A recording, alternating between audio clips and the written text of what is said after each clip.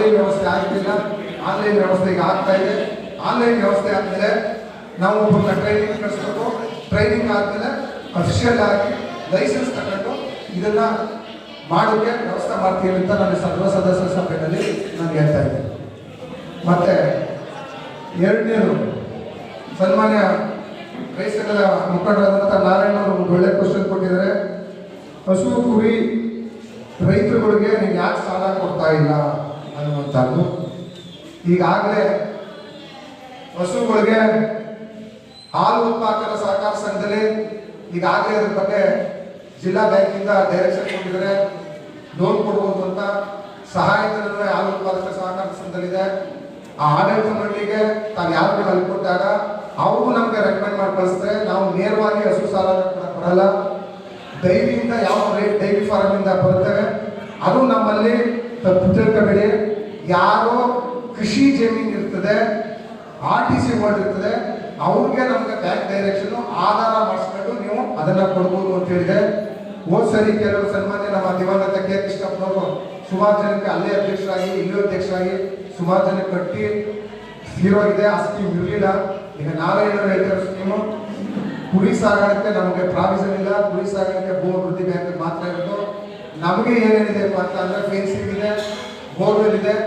ಅಲ್ಪ ಸಾಲ ಅಂದರೆ ವರ್ಷದ ಕಬ್ಬಿಗೆ ಭತ್ತಕ್ಕೆ ಅಂತ 4 ಮಾತ್ರ ಇರೋದು.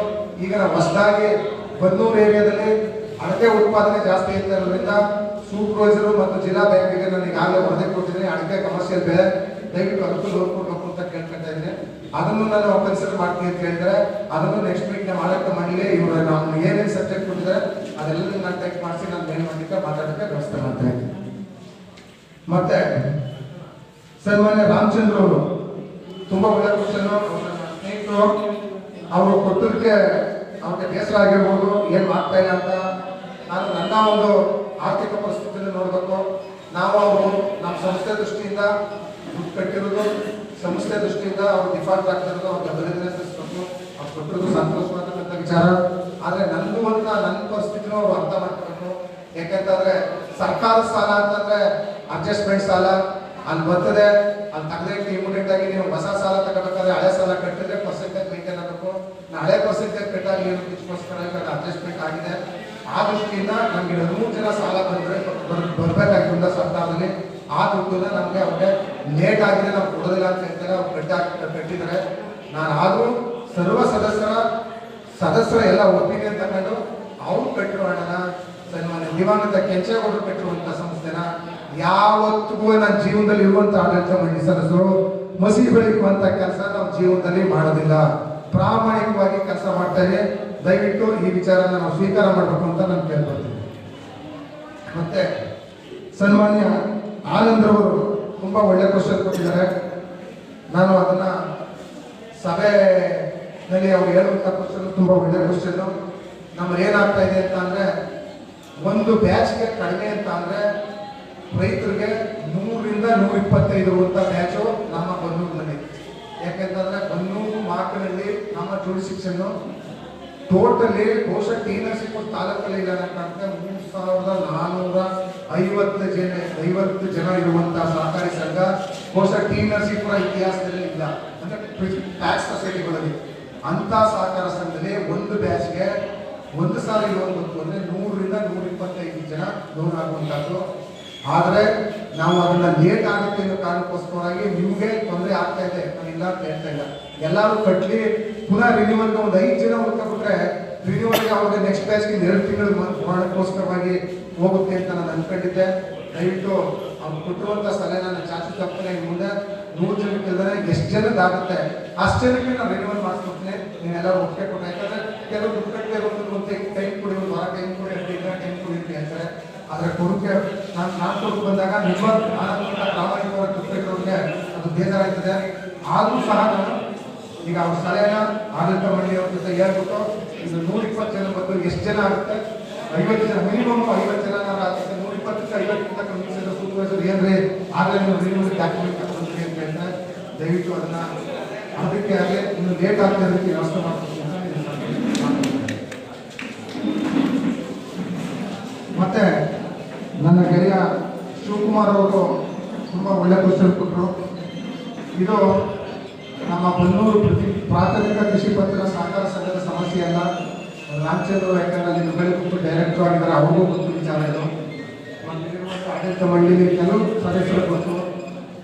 13 ಜನ ಸದಸ್ಯರು ಇಲ್ಲ ಬೇರೆ ಕಡೆ ಸಾಲ ತಗೋಬೇಕಾಯ್ತಾ ಇಲ್ಲ, ಇಲ್ಲ ನಾವು ಸಾಲ ರಿನ್ಯೂವಲ್ ಮಾಡ್ತಾ ಇಲ್ಲ. ಕಾರಣ ಏನಪ್ಪಾ ಅಂತಂದ್ರೆ ಎಲ್ಲರಿಗೂ ಅರ್ಥ ಆಗಲಿ. ಏನು ನಾವು 600 ಜನ ನಾವು ಸಾಲ ತಗೊಂಡಿದ್ದೆ, 600 ಜನರಲ್ಲಿ ಮತದೃಷ್ಟಿ ಹೋಗಿ ಇವರು 13 ಜನ ಅಂದ್ರೆ ಇವರು 13 ಜನ ಏನಾಗಿದೆ ಅಂತಂದ್ರೆ ಡಾಕ್ಯುಮೆಂಟೇಶನ್ ಪ್ರಾಬ್ಲಮ್ಮು, ಇಲ್ಲ ನಮ್ಮ ಸಂಸ್ಥೆ ಪ್ರಾಬ್ಲಮ್ಮು, ಆಂತರಿಕ ಪ್ರಾಬ್ಲಮ್ಮು, ಅದು ಡೀಟೇಲ್ಸ್ ಇವಾಗ ಅರ್ಥ ಆಗ್ತಾ ಇದೆ. ಯಾರು ಫಸ್ಟ್ ಡಾಕ್ಯುಮೆಂಟ್ಸ್ ಕೊಡ್ತಾರೋ ಅವರೆಲ್ಲ ಈಸಿಯಾಗಿ ಸಾಲ ಮಾಡ್ತಾರೆ. ಡಾಕ್ಯುಮೆಂಟೇಶನ್ ಯಾವ್ದಾದ್ರು ಲೇಟ್ ಮಾಡಿದ್ರೆ ಅವರು ಟೆಕ್ನಿಕಲ್ ಪ್ರಾಬ್ಲಮ್, ಆಧಾರ್ ಮಿಸ್ಟೇಕ್ಸ್ ಇರ್ಬೋದು, ಇನ್ಯಾವುದಾದ್ರು ಬೇರೆ ಥರದಂಥ ರೆವಿನ್ಯೂ ರೆಕಾರ್ಡ್ಸ್ ಮಿಸ್ಟೇಕ್ಸ್ ಇರ್ಬೋದು, ಆ ಥರದಲ್ಲಾಗಿ ಅದು 1557 ಜನ ಸದಸ್ಯರಿಗೆ ಕರ್ನಾಟಕ ರಾಜ್ಯದಲ್ಲಿ ದುಡ್ಡು ಕೊಡಬೇಕಾದಂಥ ಸನ್ನಿವೇಶಗಳು. ಆ ಸನ್ನಿವೇಶದಲ್ಲಿ ನಾವು ಹೋದ್ಸರಿ ಗೊತ್ತು ಜಿಲ್ಲಾ ಸಹಕಾರಿ ಕೇಂದ್ರ ಬ್ಯಾಂಕಿನ ಆಡಳಿತ ಮಂಡಳಿಯ ಅಧ್ಯಕ್ಷರಾದಂಥ ಹರೀಶ್ ಗೌಡರನ್ನ ನಾವೆಲ್ಲ ಒಂದು ನಿಯೋಗವನ್ನ ಜನರಲ್ ಬಾಡಿನಲ್ಲಿ ಸಬ್ಜೆಕ್ಟ್ ಕೊಟ್ಟು, ಜನರಲ್ ಬಾಡಿನಲ್ಲಿ 4 ಕ್ವಶನ್ ಕೊಟ್ಟು ಉತ್ತರ ಕೊಟ್ಟು, ಇದು ನನ್ನ ವ್ಯಾಪ್ತಿ ಬರಲ್ಲ, ಇದು ಸರ್ಕಾರ ವ್ಯಾಪ್ತಿ ಸರ್, ನಿಮ್ಮ ವ್ಯಾಪ್ತಿ ಬರೋಲ್ಲ ನನಗೆ ಗೊತ್ತು, ನೀವೊಬ್ರು ಶಾಸಕರಾಗಿದ್ದರಿಂದ ನೀವು ಔಷಧಿ ವಿಚಾರ ಮಾಡ್ಬೋದು ಅಂತ ಹೇಳಿ ಅವರು ರೈಟಿಂಗಲ್ಲಿ ಕೊಟ್ಬಿಟ್ಟು ನನಗೊಂದು ಕಾಪಿ ಮಾಡಿದ್ದಾರೆ. ಈಗ ನೆಕ್ಸ್ಟ್ ಅಧಿವೇಶನದೊಳಗೆ ಅದನ್ನು ಕ್ಲಿಯರ್ ಮಾಡಿಸ್ತೀನಿ ಅಂತ ರಾಜಯ್ಯನವರು ಸಹಕಾರ ಮಂತ್ರಿಯವರು ಅವರಿಗೆ ಭರವಸೆ ಕೊಟ್ಟಿದ್ದಾರೆ. ಆ ಪ್ರಕಾರವಾಗಿ ನೆಕ್ಸ್ಟ್ ಮಾರ್ಚ್ ಒಳಗೆ ಕ್ಲಿಯರ್ ಮಾಡ್ತೀನಿ ಅಂತ ಹೇಳಿದ್ದಾರೆ.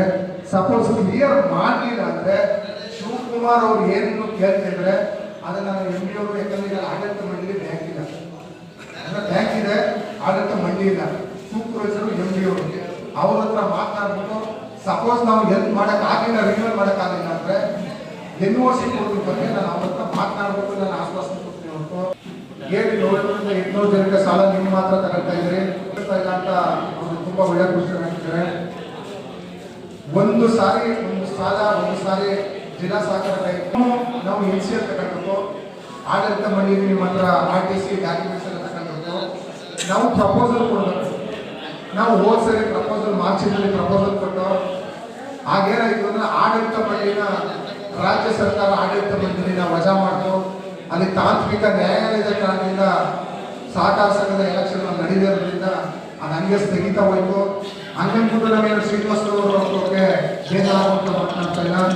ಈ ತಿಂಗಳು ಕಳೆದ ಮೇಲೆ ಯಾರು ಹೊಸ ರೆಕಾರ್ಡ್ ಇದೆ ಅವ್ರಿಗೆ ನನ್ನ ಅನಿಸಿಕೆ ಮಾರ್ಚ್ವರೆಗೆ ರೆಕಾರ್ಡ್ ತಗೊಳ್ಳಿ, ಏಪ್ರಿಲ್ ಕೊಡ್ತೀನಿ ಅಂತ ನಾನು ಹರೀಶ್ ಗೌಡ ಹಿಂದೆ ಎಂಪಿಗೆ ಮತ್ತೆ ಚಂದ್ರಬಾಡಿ ಬಂದಾಗ ನೀವು ಫೋನ್ ಮಾಡಿಸ್ತೀನಿ ಅಂತ ಹೇಳಿದ್ರೆ ಮಾರ್ಚ್ವರೆಗೆ ನೀವು ರೆಕಾರ್ಡ್ ಮಾಡಿಸಿ ಏಪ್ರಿಲ್ ಮೂವ್ ಮಾಡ್ತೀನಿ, ಈಗ ಬಜೆಟ್ ಇಲ್ಲ ಅಂತ ಹೇಳಿದ್ರೆ ಖಂಡಿತ ನೆಕ್ಸ್ಟ್ ಬ್ಯಾಚಲ್ಲಿ ಶ್ರೀನಿವಾಸರ ಮಾಡಿಸ್ಕೊಡ್ತೀನಿ ಸರ್. ಮತ್ತೆ ನಮ್ಮ ಪತ್ರಿಕಾ ಮಾಧ್ಯಮದ ಸ್ನೇಹಿತರಾದಂಥ ನಾಗರಾಜ್ ಅವರು ಒಂದು ಮೆಮೊರಂಡಮ್ ಕೊಟ್ಟಿದ್ದಾರೆ. ನಮ್ಮಲ್ಲಿ ವ್ಯಾಪಾರ ಸಾಲ ತುಂಬಿದೆ. ನಾವು ವ್ಯಾಪಾರ ಸಾಲ ಸನ್ಮಾನ್ಯ ದಿವಂಗತ ಸನ್ಮಾನ್ಯ ಕೆಂಚೇಗೌಡರ ನಾನು ಕೃಷ್ಣಪ್ಪನವ್ರನ್ನ ನೆನೆಸ್ಕೋಬೇಕು. ಕೃಷಿ ಸಾಲ ಕೊಡ್ತಾ ಇರೋದು ಬಡ್ಡಿ ಇಲ್ಲದಿರುವಂಥ ಸಾಲ. ಈ ಬಡ್ಡಿ ಇಲ್ಲದಿರುವಂಥ ಸಾಲದಲ್ಲಿ ಸದ್ಯಕ್ಕೆ ಮುಂದುವರಿಸೋಕ್ಕಾಗಲ್ಲ. ಒಂದು ಸಾಮಾನ್ಯ ಸಭೆನಲ್ಲೇ ನೀವು ಊಟ ತಿಂಡಿ ಕೂಡಿಸೋಕ್ಕಾಗಲ್ಲ, ಎಲ್ಲ ಬ್ಯಾಂಕ್ ಅಡ್ಜಸ್ಟ್ಮೆಂಟು. ಮತ್ತು ವ್ಯಾಪಾರ ಸಾಲನ ನಾವು ಯಾಕೆ ಮಾಡಬಾರ್ದು, ಸಣ್ಣ ಪುಟ್ಟ ನೇಮಕ ಸ್ಟಾಫ್ ಮೇಂಟೆನೆನ್ಸ್ ಮಾಡೋಕ್ಕೆ ಅವ್ರಿಗೆ ಅನುಕೂಲ ಮಾಡ್ಕೊಳ್ಳೋಕೆ ಅಂದ್ಕೊಂಡು ಒಂದು ವ್ಯವಸ್ಥಿತವಾದಂಥ ಕಾರ್ಯಕ್ರಮನ ಜಿಲ್ಲಾ ಬ್ಯಾಂಕ್ಗೆ ಪರ್ಮಿಷನ್ ಕೊಡಿ. ಜಿಲ್ಲಾ ಬ್ಯಾಂಕ್ ಅವ್ರು ಏನು ಹೇಳಿದ್ರು ಅಂತಂದರೆ, ನಿಮ್ಮ ಆಸ್ತಿ ಆಧಾರ ಮಾಡಿ DCC ಬ್ಯಾಂಕ್ಗೆ ನಿಮ್ಮ ಆಸ್ತಿ ಆಧಾರ ಮಾಡಿದ್ರೆ ನೀವು ಎಲ್ಲರೂ ಸೇರಿದ್ರೆ ನಾನು ಸಾಲ ಕೊಡ್ತೀನಿ ಅಂತ. ಕೃಷ್ಣಪ್ಪನವ್ರಿಗೆ ತಲೆ ಬಿಸಿ ವ್ಯಾಪಾರ ಸಾಲಗೆ ಎಲ್ಲಪ್ಪ ಮಾಡ್ತೀವಿ. ಆಗ ನಾವು ಎಲ್ಲರೂ ಕೂರಿಸ್ಕೊಂಡು ಒಂದು ತೀರ್ಮಾನ ಕೊಡ್ತೀವಿ. ಯಾರು ಒಂದು ವರ್ಷ ಪಿಕ್ನಿಕ್ ದುಡ್ಡು ಕಟ್ಟಿರ್ತಾರೆ, ಪ್ರತಿದಿನ ಅವ್ರು ದುಡ್ಡು ಕಟ್ಟಿರ್ತಾರೆ, ಆ ದುಡ್ಡು ಕಟ್ಟಿರುವಂಥ ವ್ಯಕ್ತಿಗಳು 75% ಅವ್ರ ದುಡ್ಡು ನಿಮ್ಮಲ್ಲಿದ್ರೆ ಅಂಥವ್ರಿಗೆ ಸಾಲ ಕೊಡಿ. ನಾವು ವ್ಯಾಪಾರ ಸಾಲ ಕೊಡಲೇಬೇಕು ಅಂತಿದ್ರೆ ಯಾರು RTCನಲ್ಲಿ ರಿಜಿಸ್ಟರ್ ಆಗಿದೆ ಕೃಷಿ ಸಾಲನ ನಮ್ಮ ಸೊಸೈಟಿಗೆ ಆಧಾರ ಅಂತ ಸಬ್ಮಿಷನ್ ಆಗಿದೆ ಅಂಥವ್ರಿಗೆ ಮಾತ್ರ ನೀವು ವ್ಯಾಪಾರ ಸಾಲ ಕೊಡ್ಬೋದು. ಈ ಇಂಡಿವಿಜುವಲ್ ಸಾಲ ಆಧಾರ ಇದ್ದರೆ ಕೊಡಕ್ಕೆ ಬರೋದಿಲ್ಲ ಅಂತ ಒಂದು ಮೌಖಿಕವಾದಂಥ ಸಂದೇಶನ ಮ್ಯಾನೇಜಿಂಗ್ ಡೈರೆಕ್ಟರ್ ಕೊಟ್ಟು ಆ ಪಕ್ಕ ಅವರಿಗೆ ಕೃಷ್ಣಪ್ಪನವರು ಕೆಲವರಿಗೆ ಯಾರು ಒಂದು ವರ್ಷದವರೆಗೆ ಪಿಕ್ನಿಕ್ ಕಟ್ಟಿದ್ದಾರೆ ಅವ್ರ ದುಡ್ಡನ್ನೇ ಅವ್ರಿಗೆ ನಾವು ಕೊಡ್ತಾ ಇರೋದು. ನಾವು ಯಾವುದೇ ವಿಧವಾದಂಥ ವ್ಯಾಪಾರ ಸಾಲನ ವಿತೌಟ್ ಶೂರಿಟಿ ಡಾಕ್ಯುಮೆಂಟೇಶನ್ ಇದ್ರೆ ನಾವು ಕೊಡ್ತಾ ಇಲ್ಲ. ಆದರೆ ಮುಂದೆ ದಿನ ರೆಗ್ಯುಲರ್ ಮಾಡಿ ಯಾರು ಪಿಕ್ನಿಕ್ ಕಟ್ತಾರೆ ಸಂಸ್ಥೆಗೆ ಅವ್ರ ದುಡ್ಡು ಬಿಡ್ತಾ ಇರುತ್ತೆ ಅಂತಿವ್ರಿಗೆ ನಾವು ಕೂಸಿ ಚರ್ಚೆ ಮಾಡಿ ಕೊಡಿಸೋಕ್ಕೆ ವ್ಯವಸ್ಥೆಯನ್ನು